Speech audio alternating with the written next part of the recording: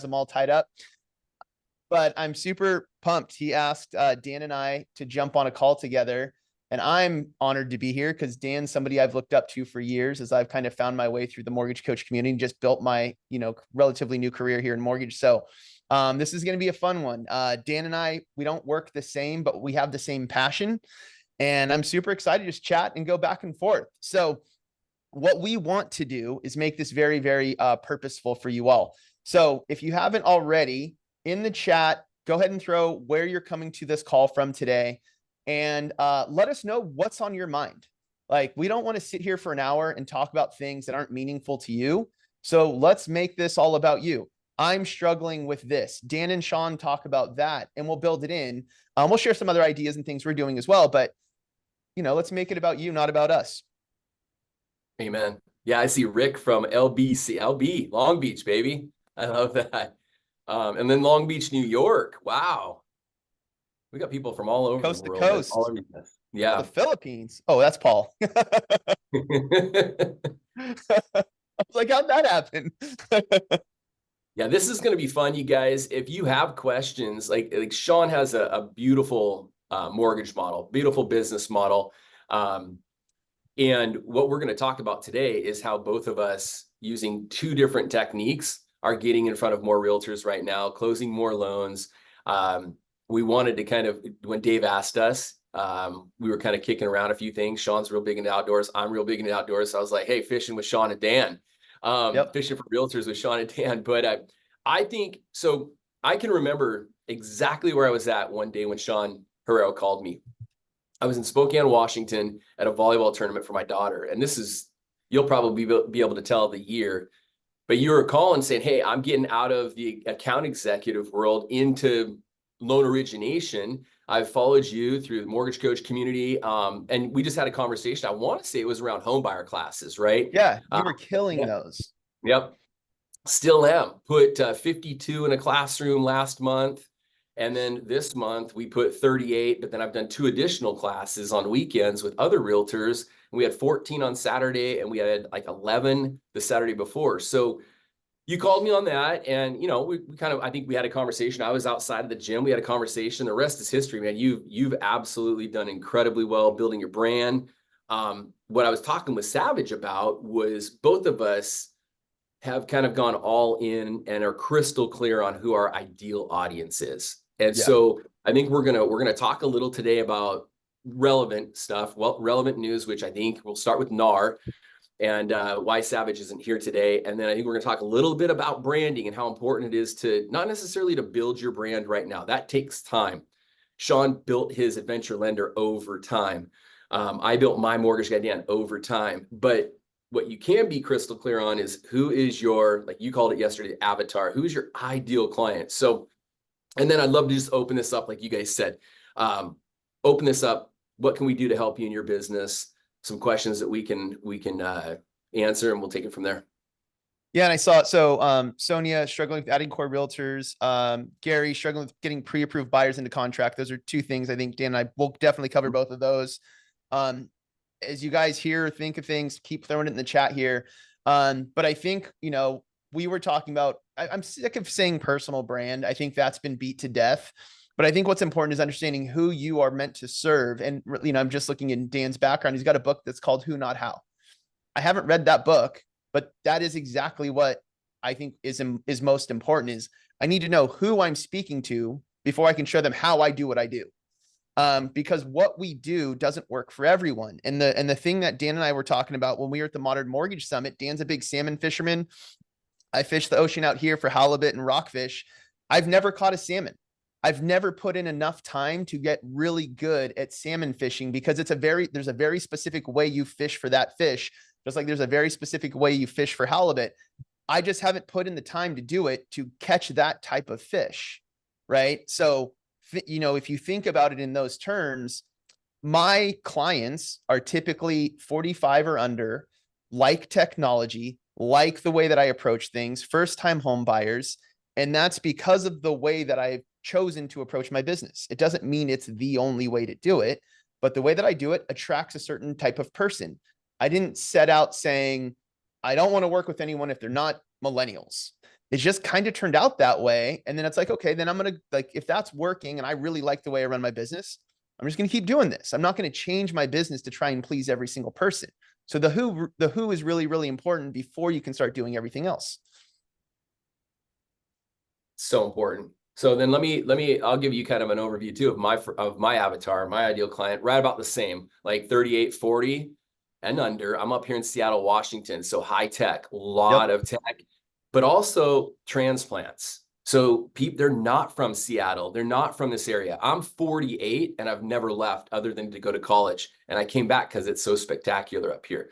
So getting crystal clear on, that's one of my podcasts is called Hello Seattle. So I have a podcast with one of the top Seattle realtors that has one of the top YouTube channels. So we're leveraging his YouTube. We're leveraging my wisdom from being here for 48 years, along with mortgage finance. And we teach people about, it's really cool. A lot of our podcasts are about, so you want to buy in Edmonds, Washington. Okay, the median sales price in Edmonds, Washington is, for example, is $800,000. How much do you need to make to buy in Edmonds, Washington? How much do you need to make to buy in, a certain part, a community of Seattle? And then we talk about that community. It has a name. So it's education, but a lot, just like Sean, first-time home buyers, and they are genuinely curious about not only Seattle, the greater Seattle area, but the home buying process, wealth creation, all that stuff, which MortgageCoach, I'm a huge MortgageCoach user, and I'm a huge fan of, I break down and I simplify the net worth analysis. I edit it to do a 5-year net worth analysis. I give it out to every single one of them. And that's the number one piece of feedback that I get from clients before. And we were talking about this yesterday, Sean, I'll send a TCA with loan options and that 5-year net worth analysis out to clients before they even apply. And that gets them in. So I think that's something we can talk about later from a conversion standpoint. It's working really well up in my market, which is super competitive, and they're pretty intelligent. These tech workers, they think they know it all anyways. So you got to show them something. Yeah. And I want to, what I don't want, so I always try to think of when people hear, when like we're talking like this and you hear us, it's like, oh, Sean and Dan go after first-time home buyers. I need to do what they do. A friend of mine sits in my exact same office.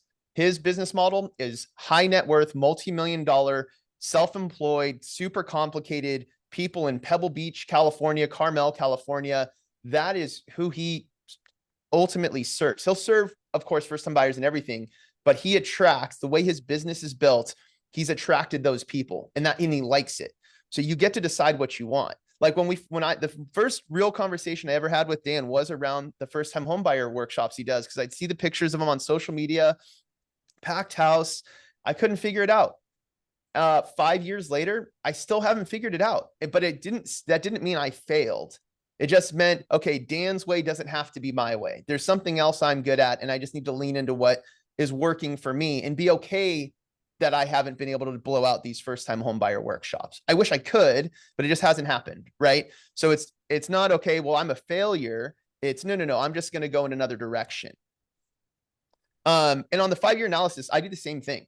I go short-term. So in MortgageCoach, the short-term analysis is either 2 to 3 years. If I'm showing a rent versus own, I always do 3 years because it's really meaningful. And this will touch on a couple people's questions of how do we get people off the fence? If you do a short-term 3-year rent versus own comparison, it shows them how much hundreds of thousands of dollars they would have paid in rent in just 3 years. People don't think of their rent that way. They think of rent as I pay this much per month, and they don't compound it over time. And so when you show them that compared to what their net worth would be if they had taken that same payment and bought a house, it's not, oh my gosh, I'm so excited. Humans, we work on negative thoughts. I wish I'd done this sooner. I can't believe I wasted $100,000 on rent. Yeah. That realization is what gets people more excited to buy a home, because they're not thinking about, oh, what if the market crashes, or what if this or that, right? We're taking a different negative energy. And I hate that it's that way. But when you are the person to show somebody, oh my gosh, like I have hope and I'm going to feel really good about this, they get into contract faster. That's at least been my experience. Sean, 2 people have asked what we mean by the 5 years. So let me pull this up real quick. Guys, I did not do a rent. This is someone that I just met with on Sunday afternoon. They called, and I took their phone call. I asked them a couple of questions. What are you currently paying in rent? What are your main goals? Why do you want to buy a home? What do you have saved up for a down payment? And ideally, what would be your monthly payment range? But I need a maximum to create this report. So those are the main questions I ask them after I get through the initial conversation. And then I tell them, I'm going to send them this with some information on the next steps for pre-approval. This particular person, Seattle, typical Seattle, they've got about 120, 125 grand to put down. Okay. So I just made them an 850, 900. But here's what's important. And then I spent the most time talking on this. If you scroll down, net worth in 5 years, you can see that if they bought an $850,000 home with moderate 7% appreciation, they're looking at an increase of $548,000 to their total net worth. How do you edit that? I go right here under analysis. So I've completed the report. Under analysis right here, you guys, it says long-term analysis in years. It's going to be set, I think, at 15, right? I just highlight it and I just type 5 and I hit enter. I know Sean said he uses 3, and then I got to go right down here. I think this defaults to total interest in MI. I click on total net worth, and that's it, you guys. Go back to presentation, and then that's what shows up here. So we kind of wanted to make this informative as well. So if you have questions on stuff like this, I know Mortgage Coach has a ton of trainings, but that's how we do it on the go. Yeah. And this is what's fun about this is Dan and I, we've never talked before like this. And we work so similarly, right?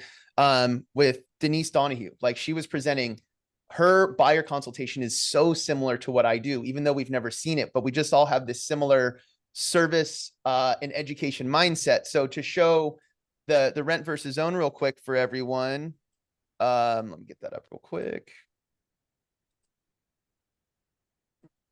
All right, guys, see my screen, right? Yes. Okay. So with mine, so tax benefit analysis, and I'll show you how to do this, but this was when I modeled out $3,200 a month in rent here in the Bay Area. What if you bought a $500,000 home? Your total payment's $3,800, but after your tax benefit, 10% state of California only, principal paid, right? You're using your home as a forced savings account. You're giving that money back to yourself. Your net payment's about the same as your rent if you bought. And if I come over here to view details, this is one of my favorite screens to show first-time buyers when I'm doing a rent versus own comparison specifically. So in 3 years, you will have spent $122,000 in rent. Nobody thinks of it that way, right? And sometimes a 5-year plan's a little long, but I feel like we all know where our life will be in 3 years. This is where they go, oh my gosh, I can't believe I've wasted $122,000. Not that I will moving forward, but I already have. And then if you bought a home, your total payment would have been $136,000, so you're $14,000 higher, but you paid down $14,000 in principal, and you had an $8,000 tax benefit from the state of California. So your net cost is actually $8,000 lower than renting. And by the way, with property appreciation of 6% for this specific city, and your loan balance being down in just 3 years, you'll have $184,000 in equity in your home, right? That is where they go, I am excited now to do this. And just like Dan said, my net worth in 5 years, like my long-term is short-term. So if you guys are like, well, how the heck do you set up that tax benefit thing? If you come to the analysis tab, same place Dan showed how to do the 5-term or the 5-year long-term, short-term analysis, I think this defaults to 60. I change it to 36. And then right down here in short-term chart type, I do tax benefit analysis. So good, man. That's so good. And you keep the net worth. That's killer. I just learned something new that I'm going to deploy. And I'm actually going to make a slide at our first-time homebuyer classes, because I have a more of an Excel spreadsheet that just shows kind of the benefits, the three or four benefits of owning a home. We talk about the tax benefits, but that makes it super clear. That's legit. No, thank you. It's and again, we're coming into the mindset of the who, right? So Dan started off saying we have to figure out who we want to serve. The people that I serve, these are the things they're thinking about. And whether it's marketing, buyer presentation, I'm going into anything I'm doing, realtor presentations included, saying, what is this person's concerns? What are the problems they have? They may not even voice to me. And then I'm going to help to answer those. And you'll notice similarities. The more clients you talk to, they all kind of have the same questions. So it's like, I already know what they're going to ask because these are our avatar, right? If Dan's are 38 and under in tech, they're probably going to all have very similar questions. Love that. Kathy asked you and I, are we both doing these reports on the phone with them? No. So I pick up the phone when there's a text intro, or if they just randomly call me because their realtor gave me the number. I pick up the phone or I call them back and I have a phone conversation. That's where I get the information to make the report. Then I set up a Zoom with them right away. Mike, you've heard Dave talk about this, and Sean, it's speed to lead. Right now, I'm loving the heck out of my leads. Like, I get a lead and I'm loving all over them. And so they're getting the VIP process, which is I have that conversation with them. I set up a Zoom right away, and then I share that via Zoom. And then here's my general rule in my business. I have to get face-to-face with every single client just one time throughout the transaction. So if it's not convenient up front, I show up at escrow, or I'll go to them and have coffee with them when it's time to lock their rate, to say, hey, I want to make sure you understand this. We got you locked in. Here are your numbers. You can take a deep breath right now and know that we got you locked in where you need to be, and you don't have to worry about the market anymore. I don't care, but I got to get face-to-face. So I don't think there's a right way of doing that. I've heard coaches say, you got to get face-to-face up front. It increases conversion. Well, what if that's not what the customer wants? Like what Sean just said, what if they prefer Zoom? So, but I want that relationship. Another question is database. We'll get to that in a little while. That's how you tee up taking great care of them post-closing. They've got to see you. They got to meet you at some point. So, and for me, oh, sorry, go ahead. Go ahead. You're good. Well, just on that point. So for me, I have to do face-to-face. I used to make it optional, but most of my face-to-faces are Zoom.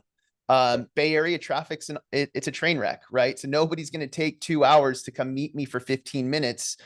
So it's really important to me that if we don't do a Zoom at our initial consult, we will do a Zoom. I used to say phone call or Zoom, but it's required that we do a face-to-face to go through when we pre-approve them, their buyer's guide site. I want to show them their mortgage coach, make sure they understand the options, make sure they understand the numbers. And that's always by Zoom for me.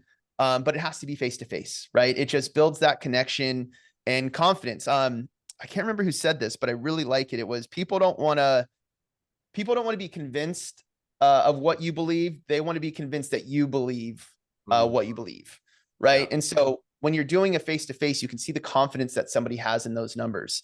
And insecurely, if I'm doing a phone call and I can't see them, I don't even know if they're paying attention, right? Like my insecurities are going, I can't see their facial expression. Is this good? Is this bad? And I go down this like insecure rabbit hole on phone calls. Yeah. Me too. Is it relevant? Do they care? Yeah, I don't know. I hope so. Are they messing with their kids? Are they like telling their friends like this guy's a joke? I don't know what's going on the other side. Yeah. So Paul, the buyer's guide site is a TCA. That's just what I call it, right? Human words. If I told someone, hey, I'm going to show you a total cost analysis, analysis of what and what's in the total. Like, I don't understand what that means. Hey, we're going to build you a personalized website. I call a buyer's guide. Got it. I understand what that means. So speak human language. Yeah. So good. Mine's if you go to mymortgageguidedan.com and you click on get pre-approved, it'll take you to my home buyer concierge page, and you'll see a short video and you'll see 2 links. One is our secure online application. Number 2 is my buyer's guide as well. I call it my mortgage planning guide. 16 pages. And how I tee that up, you guys, is I tell people that I've been in the mortgage industry for 16 years. I know all the questions that you're going to have, and I've gone ahead and researched them and answered them for you before you even have them, so that you're even more educated when the time comes. So go ahead and take a look at that. If you guys have any questions, feel free to DM me, but it's something I've used. I've edited it over the years, but I've used that, I think, since 2014. Yeah, let's touch on, because a couple of people said about getting pre-approved buyers into contract. So let's wrap on that for a minute. Cause I think, my immediate answer to that is if they're not actively shopping once they're pre-approved, they don't have confidence yet. Like they haven't been put into a place of, I'm so excited to buy a house. And I think that is part of what we create. Right. So like, I think with what Dan and I just showed with how we use the total cost analysis, I can't wait to buy a house because of the net worth I'll have in 5 years, because I just realized how much rent I've thrown away over the last 3 years. Now I have more confidence. And then I take it further to show them, even on like Redfin. If you go to Redfin, look up, insert your city here, and you go to market insights for that specific city, it'll show a trend of what's going on in that market. And so if people are not, if somebody takes the time to get pre-approved, like that's the scariest part, right? Oh, I don't want to get pre-approved because I don't want to run my credit. We've all heard that. If they've taken that step and they've sent you your income documents and bank statements and you've run credit, The only piece missing is building their confidence. I'll pull up the Redfin thing real quick just to show you guys where that's at. But it's a cool tool, and I like to use publicly available information because they don't have to just trust me with it. They can fact check me later and go, okay, this is legit, right? I don't have MLS access. And I think that's a good thing because I can show them here, look, I'm no different than you. I have the same access that you have, and here's how I find it. So I can't find how to do this again. Dan, what do you do to build confidence? Or what do your LOs do? Yeah, I love teaching. So every single day I look at Mortgage News Daily, Housing Wire. I subscribe to NAR, National Association of Realtors, on Instagram, and I get their reports. And you guys, I think data. So how do I build trust and how do I have those conversations? You got to know, like Sean said earlier, you have to know what's important to them. If I got 20% down, I got good credit, I'm not worried about my pre-approval, but all you're doing is talking about acing your pre-approval like most lenders do. That's not building trust. That's wasting time. And so when I get on the phone and I have that initial phone call, I ask them, why do you want to buy a home? And I've talked about this in Mortgage Coach land before. I want them to say something about wealth. And when they do that, it's game on. Because I got a ton. If you go to budgetwithdan.com, I teach the 6 steps to wealth. I have a wealth awareness questionnaire. I send that to them. I tell them about that. And so I talk about, I don't know if this was Alex Ramosi or whatever, they said, don't sell your services, sell the solution, right? And so I want to stop paying rent. I want to start creating wealth. I want to do this. I want to do that. So then the focus is on this. And then I tee up Mortgage Coach going, hey, I have this unique software that I've used in my mortgage practice since 2012. Similar to what a financial planner would do when they're building out your financial plan, but this is customized to just real estate and mortgage. I'm going to make you a report today. It's going to blow your mind.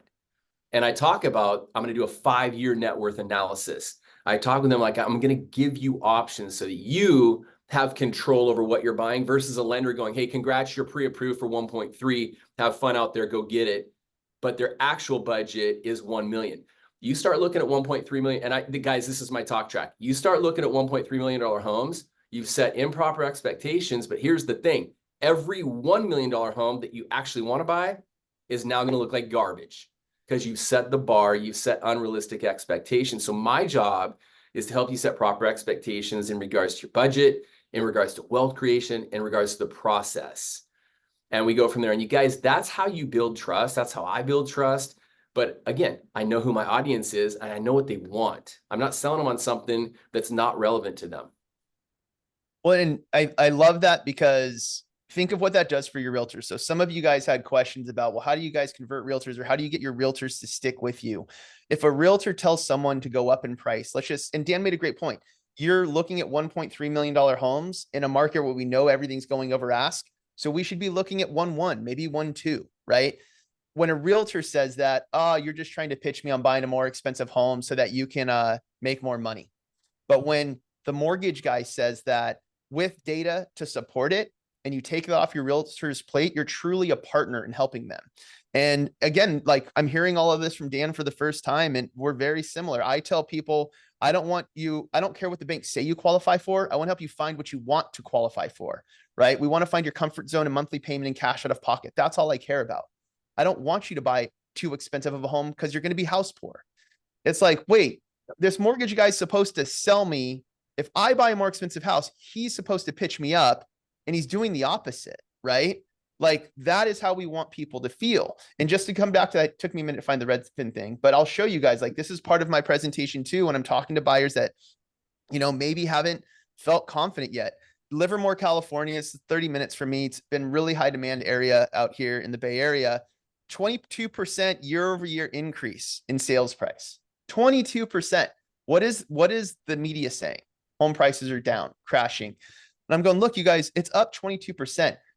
You've already lost money by not buying last year, right? So what's going to keep happening and why does this happen? Well, there's only 65 homes that have sold. Good news is that is up 6% from last year. And homes are coming off the market in 8 days.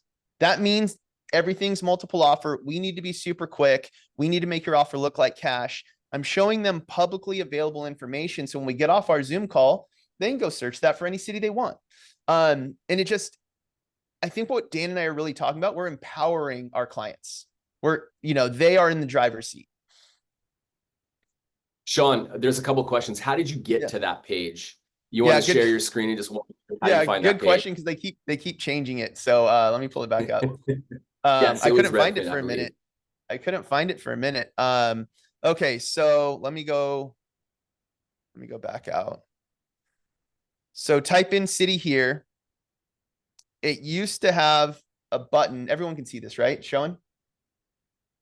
Okay, cool. So you type in your city here. It used to have a button right here as of last week. Well, they moved it, and now I just found it. I don't know why they would hide. Here it is. So right here. So median sales price up 22%. And then you can click. How did I just do this? There was just a button right here. Well, I guess that's the same data. I don't know how I got there. There was just a button there a second ago right here that said see more details. But oh, here it is. See Livermore, California market insights. Like this used to be top of the page as of last week, and now they moved it down here. So then you get to this page. You could do 1 year, 5 years. But the last time I did this, Livermore was at 19%, right? So it just shows what's going on in the market. And it's not Dan and I selling anything. We're just showing them what we know, because we do this all the time. And I like that Dan takes such an approach on wealth advisor, right? So getting, little touch on NAR and how I've been presenting it.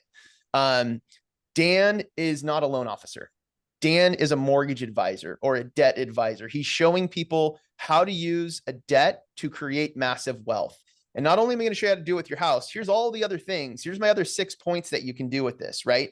He's an advisor, just like a financial advisor is a financial advisor. Well, I've told every NAR presentation I've done, I've told real estate agents, you're not a realtor anymore. You can't call yourself that. You're not a real estate agent anymore. You have to become a real estate advisor to have value moving forward. And if you're not working with somebody who works like Dan and I do, you don't have a foundation. Like I, on the borderline of arrogance, feel that if you're not taking an approach to showing people how their money works and showing how paying this real estate agent to work with their team, you're paying them, but they're going to save you far more. You're going to make more money over time by working with this specific team. And the real estate agents, I've always said, you need to control the number one variable in the transaction, which is the lender, right? More so now than ever. If you don't encourage your entire team and your lender is not a critical part of your team, you're leaving something to chance. Your whole commission is left to chance. Yeah, that's 100% truth. Okay, so my buyer's guide is in the comments below. A few people have asked. The link to it is. One of the other questions is, I'm struggling to get new realtors that stay loyal. I think that everything that Sean and I are talking about, if you CC them on, or if you present to them how you share loan options in a unique way. So one of the talk tracks that I use with every realtor that I meet is I have the unique ability to generate business regardless of the market. Like if you heard a vendor say that to you, like you'd be like genuinely curious, like, what do you mean?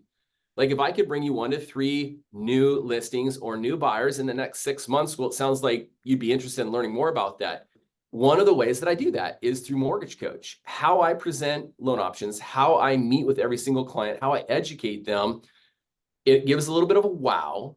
Wow generates people talking to other people, and it generates referrals. And what if I made you more referable? That's just one of the ways, you guys, by the way, but that's how we use this. So I would say if you're struggling to get loyalty or loyal agents, you, number one, have to earn their trust, and you have to be valuable. And I'll tell you what, if you're valuable and they trust you, they'll be loyal to you. Okay, so I'd start with that. The other thing that I think is really important, and Sean just said this, Dan shows people how to use debt to create massive wealth. Okay, that is an elevator pitch. Get good at yours. You guys, so what I tell everyone is I have a unique story. I used to be a college baseball coach and a college professor. And so I have a 2 or 3 sentence one-liner on every initial call. It's kind of my origin story. So I want to encourage you, you have to have an origin story because that connects them to you. Okay. So I say that my background before I got into finance 17 years ago, I was a college baseball coach and a college professor. Now stop. If they think that I'm a salesman, that's going to lower the bar in their minds. Oh, a professor, someone that helps and educates. And then I say, I had an opportunity to get in the mortgage space and I realized there was a huge gap.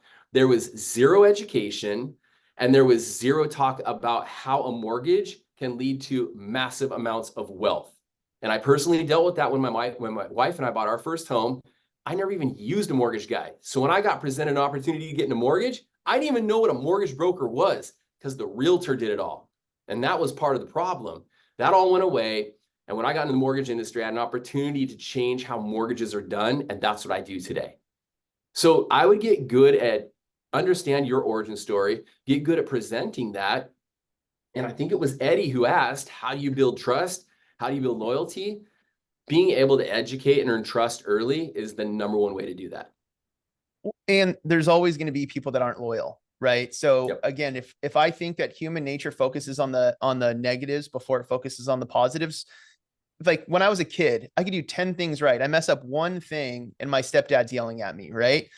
That's just, that is what it is. So if you meet a realtor that you really, really want to work with and you feel a connection, but they don't, hey, I sent I sent out my list of my 3 lenders, but don't worry, you're number 1 on the list. So hopefully they call you first. And you're like, wait, that's not how this process works. You're supposed to email introduce me because it's far stickier. And I've explained all this to you. And now I'm frustrated that you're not, why aren't we a team? We're not, it's not going to be for everyone. Right. And then you will have those loyal ones like, okay, analyze that. Like what made this connection so good? Because that becomes one of your who's, right? I need to find more people like this. And if I have 10 of these, I'll be okay having 30, hey, I refer you, but I refer 2 other people as well, kind of things. But I can get to that core group if I identify why that is it. And like that, I keep coming back to the book behind Dan, Who Not How. We just talked about who, and then Dan explained his why, right? So if he's talking to a client, his origin story. So my origin story goes something like this. I've been in mortgage lending for 22 years. For the first 15 years, mortgage advisors were my clients. I was the guy behind the scenes, solving all their problems, helping them find solutions for people like you. I hated how salesy it was. It just felt really gimmicky. And so I said, you know what, if you want it done right, go do it yourself, because I think people deserve a better experience. And I became a mortgage advisor in 2017. And my only regret is I wish I'd done it sooner. That's my origin story. And it's, Okay, so what am I doing? Dan got to come from a place of education, coaching, right? Other people have trusted them with their education, trusted him to coach them through whatever that, the baseball process, but those things can steer right into this.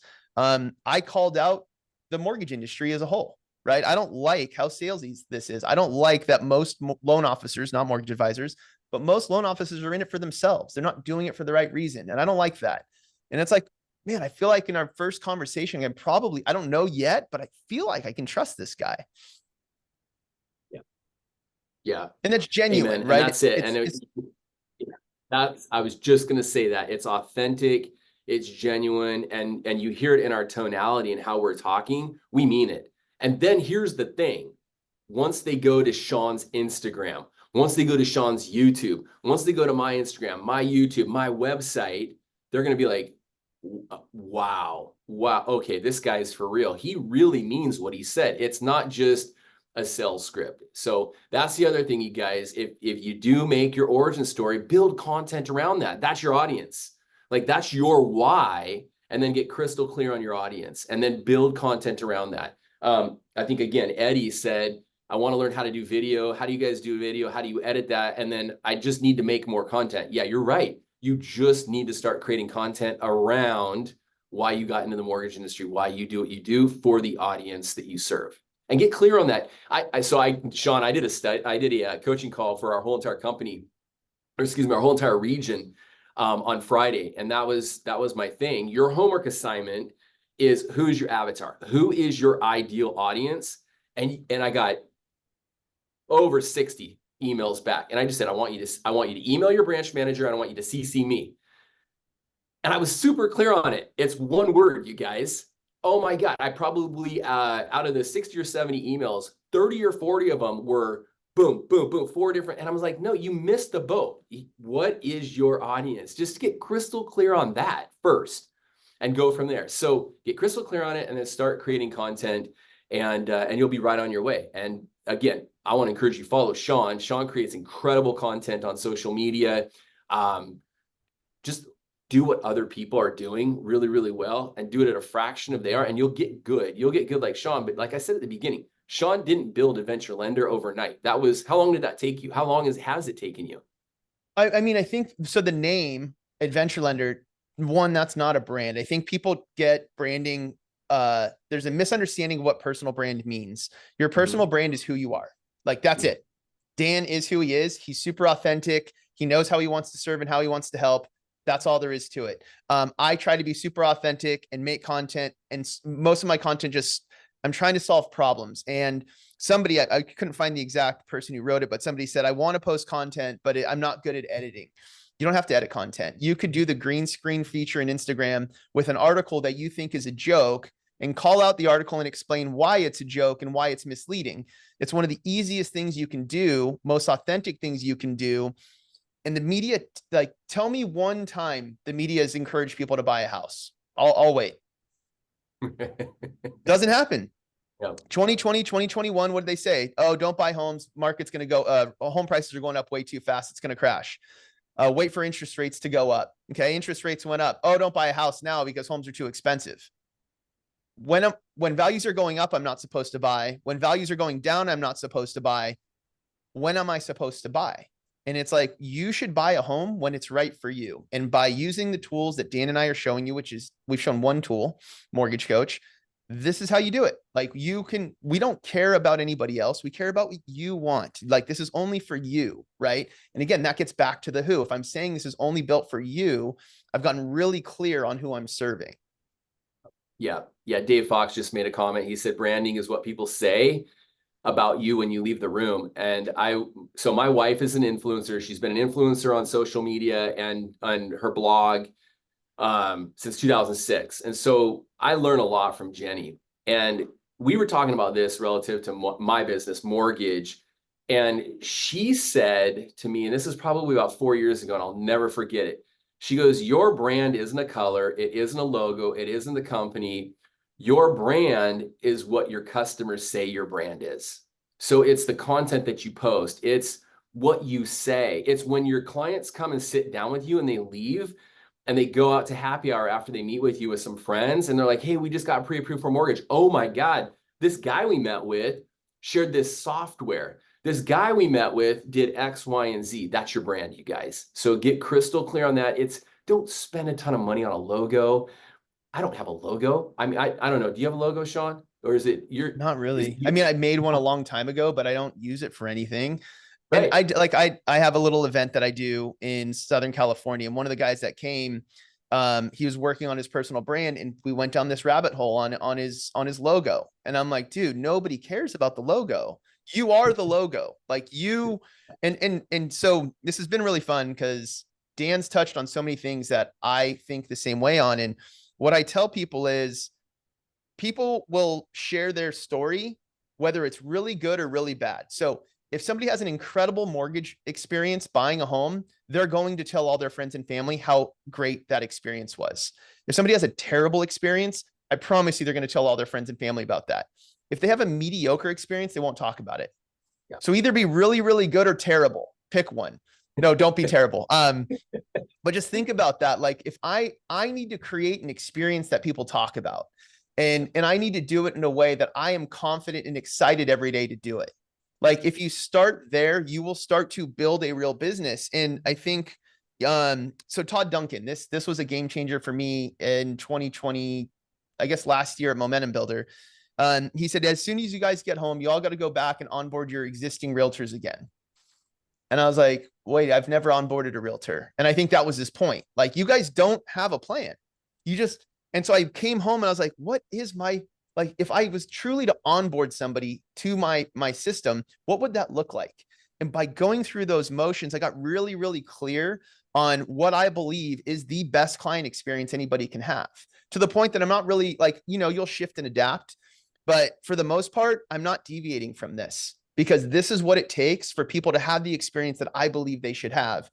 And we all have a responsibility to figure out what that is, because Dan and I, while they sound similar, it's a different experience, right? Because Dan's a different person than I am. He speaks different than I speak, but both people are going to walk away and be like, wow, that was awesome. I'm so glad I used this person.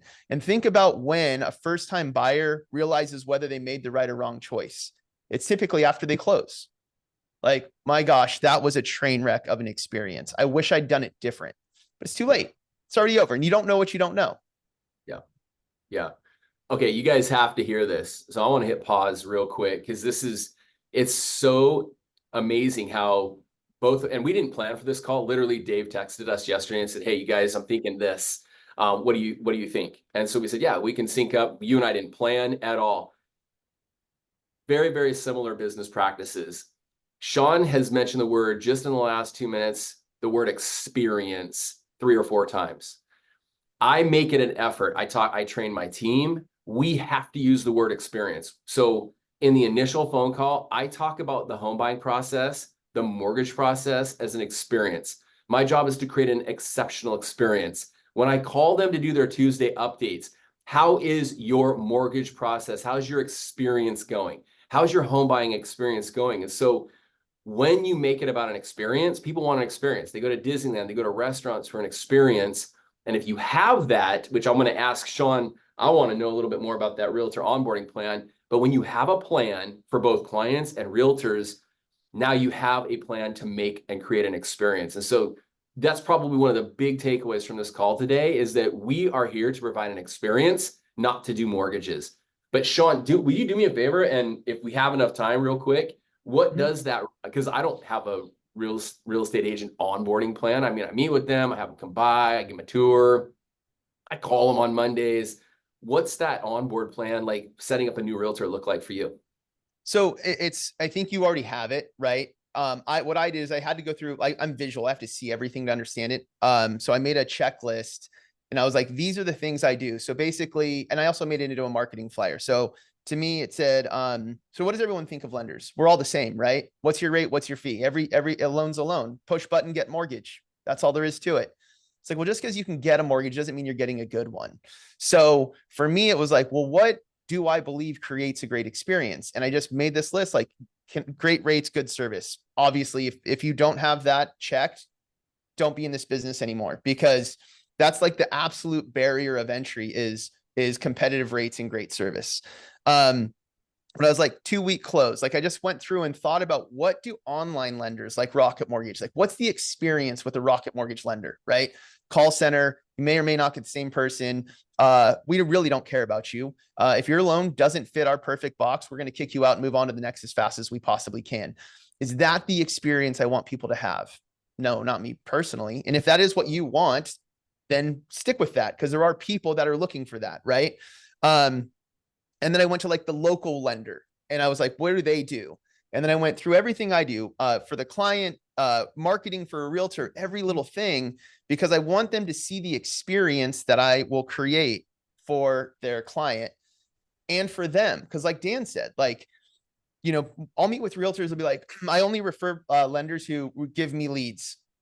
I'm like, okay, do you want me to give you crap leads from the internet? Or do you want me to show you how to get real referrals faster? Like you will do better business. I'll teach you how to fish, right? Getting back to the fishing analogy. Like, I don't want to give you a fish. I want to teach you how to fish and catch what you want to catch.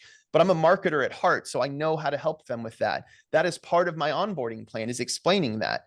And then the biggest thing for me has been the way that I get referred. And I've talked about this a few times on Dave's calls.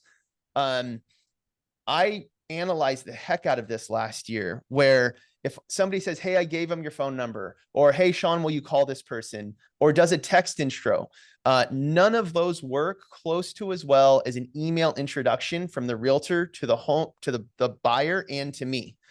And I did like data on it. If somebody is referred by email from their realtor, both of us copied, they are typically in contract within 26 days on average of when they're introduced. So when I tell a realtor, hey, you know what? I don't really like text intros. They're like, well, too bad. Like, you have to. When I go, look, you can introduce me however you want, but it's crazy. I did data and analysis on this last year. When people are referred by email, they are in contract with, on average, within 26 days of when they're referred to me. What is that realtor hearing? I'm going to get paid faster. I'm going to show less homes if I just follow this instruction. So that is part of my personal onboarding part, is I want to ensure that they know how I can help their client and them have the best experience. But I have to say it in a way, like, again, getting back to the language we use, I have to say it in a way that it's like, I'm not doing this for me, I'm doing this for you. Because think about those calls. Hey, Sean, did they call yet? No, not yet. Did they call yet? No, not yet. Did they call yet? No, not yet. Can you give me their number? No, they didn't want me to. Like, what are we going to do? Like, it doesn't work. So I try to help them see these things. So is it, when we say onboarding, it's not like I work at a tech company and it's this super strict thing. It's free flowing, but in my mind, Dan, you already have it. We know what our process is because we're so confident with it. Yeah. Well, and we've got Cody Villanueva, stud loan officer out of California. What's up, buddy? He's asked a couple of questions. Do you have that flyer, and do you guys have that checklist? And so what we'll do, we got 15 minutes left. So Sean, I'm not gonna put you on the spot, but maybe in the comments in the Facebook group, we'll drop an image of that in, or we'll drop that in for you guys, because I think a few of you guys have asked about that. That's great. Cody also says, I've been playing with the idea of having a listing presentation that I take to first meetings with realtors, similar to what they take to meet with a seller, that shows everything I do and offer support. Yes, absolutely. That's so very similar to like a buyer's guide. I think that realtors need to know how you're going to treat their clients. Realtors need to know what their clients are going to go through. I invite every single one of my realtors to join our initial strategy. I call it a strategy session, but it's a mortgage planning meeting.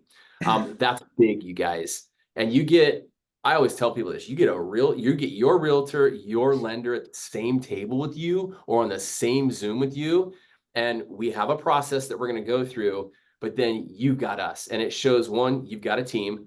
It binds you guys together, so there's less shopability out there. And then I think from a referability standpoint down the road, they're going to refer us as the team, which is huge. But I think that's really big, Cody. Yes, having something to share with that real estate agent on your process and what you do is no different than a real estate agent going in and presenting a listing presentation to a seller. I think that's gold there. Sean, we got about 12 minutes left. Someone just asked, what do you guys do to market with realtors?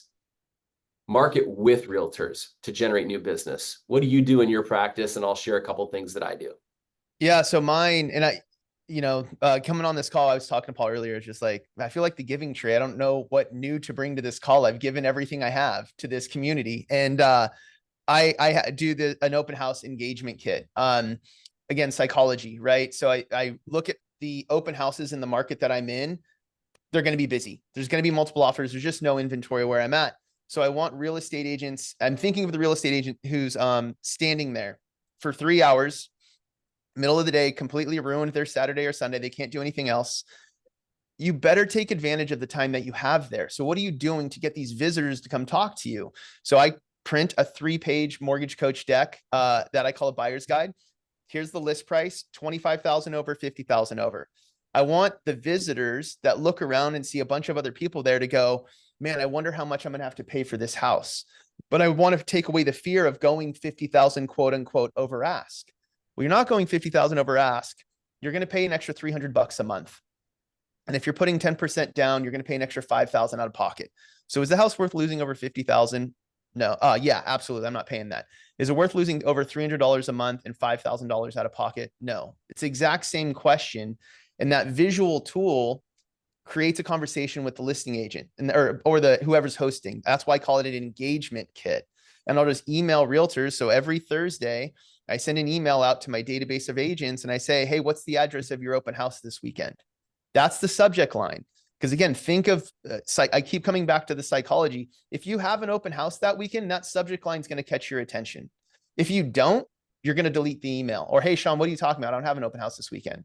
Oh, no worries. It gives me an opportunity to talk to someone I may not have talked about, but that's just one of the things I've been doing the most just because of how competitive our market's been.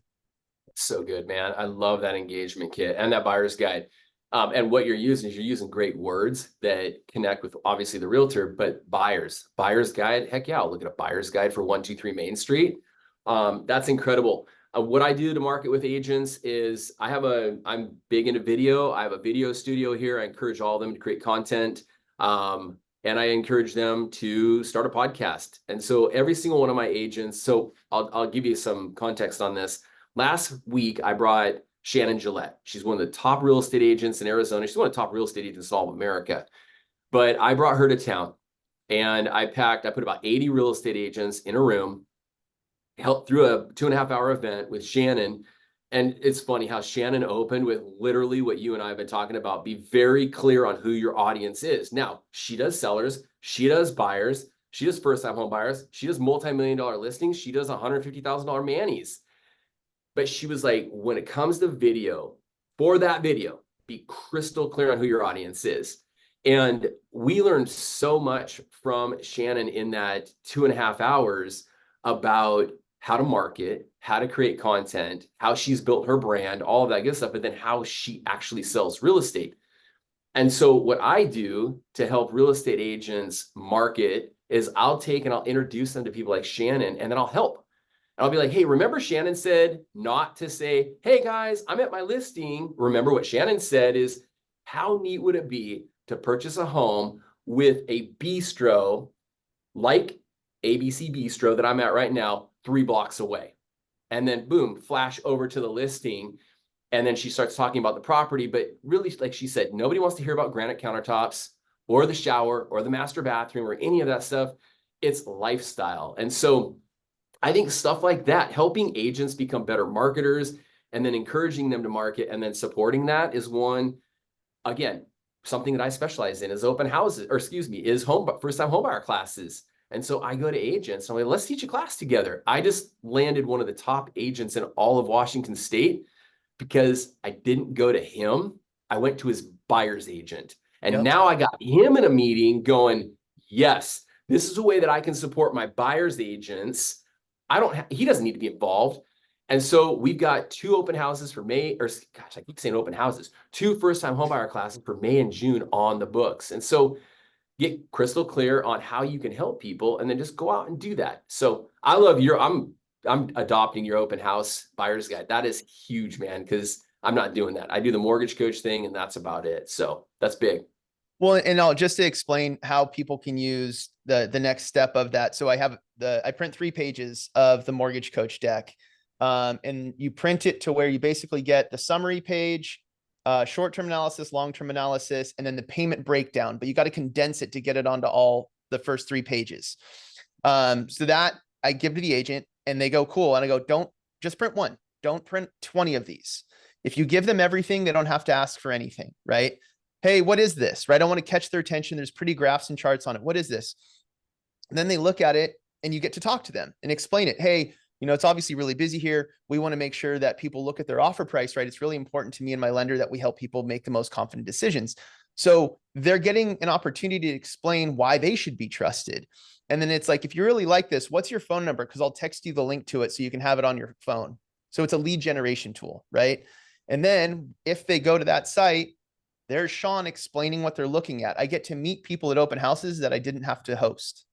Right. So that's the way I use those. And, kind of wrapping like because I think this summarizes a lot of what Dan and I have talked about. And I love this because so much is so similar. But in Seth Godin's book, This is Marketing, there was one piece that really caught my attention. It said, nobody wants to buy a 1/4-inch drill bit, but they need a 1/4-inch hole.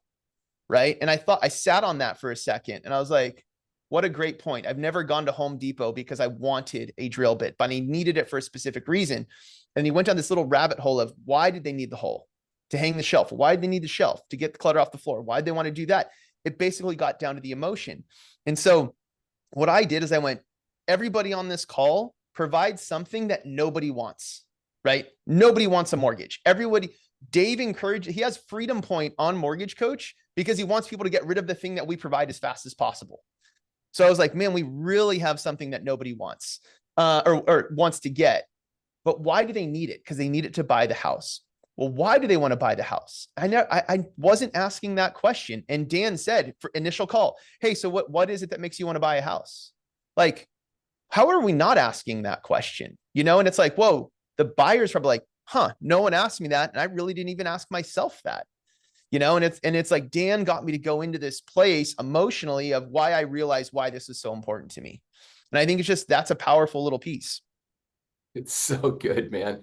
This is such a great call. Now we have 5 minutes left. I want to know more about, you've got this tiny group or tiny event. I want to know more about that. And then I'm going to share a couple of things. I think there's kind of a misconception because I spoke at the Modern Mortgage Summit on how to make a cold call, that I'm all about cold calls. I needed to learn how to make a cold call, you guys, a couple of years ago because I needed business now. And I didn't have 6 months to go DM a realtor, to go pop by a realtor because the realtors aren't in their offices anymore. I needed to get in front of them right away so they could start sending me business. Okay. So there was urgency. So I learned how to get in the door to make a cold call. But you guys, Sean and I were talking before the call. I would say 80% of the calls that I make to realtors, we call them cold calls. But I held a huge event last week and I cold called probably 50 realtors and about 30 of them showed up. That's not a cold call. It was like, hey, Sean, I want to invite you to an event. I'm bringing in the #1 realtor out of Arizona for a group of my real estate agents that I work with. And I thought of you. One of my agents mentioned your name. So I'm reaching out to you. I want to give you a free invite. I'm actually charging $250, but if you use DKVIP, I'll get you a free ticket. That's not a cold call.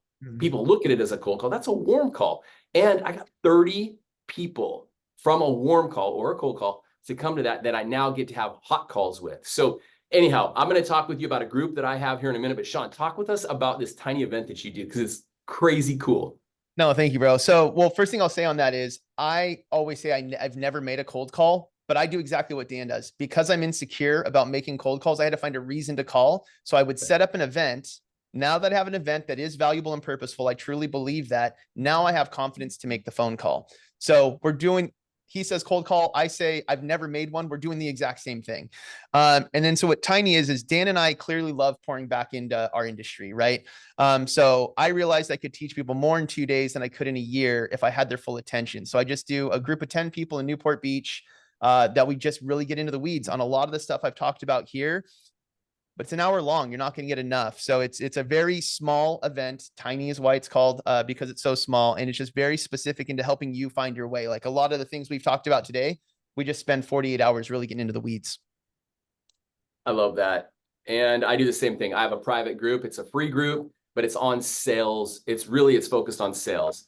I give away all of my content there. I show you the videos that I'm doing, stuff like that, copy them. But I bring in some people that help us become better salespeople. I think the best salespeople understand their audience, they understand their value, and they're passionate about getting it in front of people to deliver that value. And that's really what I'm doing. So in the comments below, I put a link. Just go to Facebook. It's called Rise MLO. And there's a ton of really good content over there. I brought in Deb Bird. I've brought in Chad Cooley, who's my sales coach.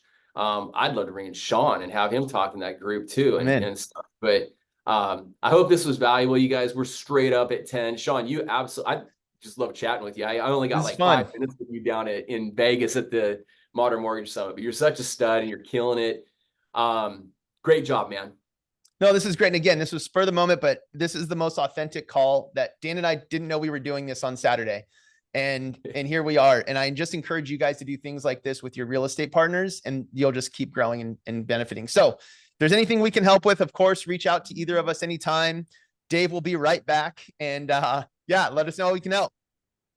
Bye, guys.